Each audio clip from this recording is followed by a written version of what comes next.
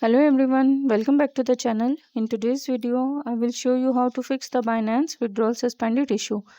If you are unable to withdraw crypto or fiat from your Binance account, don't worry. This usually happens because of security checks or temporary technical issues. Make sure your Binance account is fully verified. If your KYC verification is incomplete, Binance may place limits or restrictions on your withdrawals. Another common reason is security protection.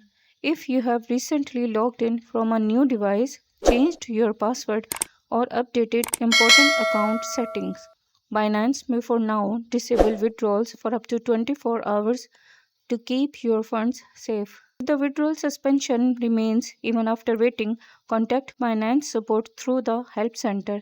Their team can check whether your account has any specific restrictions or if additional verification is required. Checking maintenance updates, complete account verification, waiting for security holds to expire, and contacting support when needed. You can usually resolve the Binance withdrawal suspended issue quickly.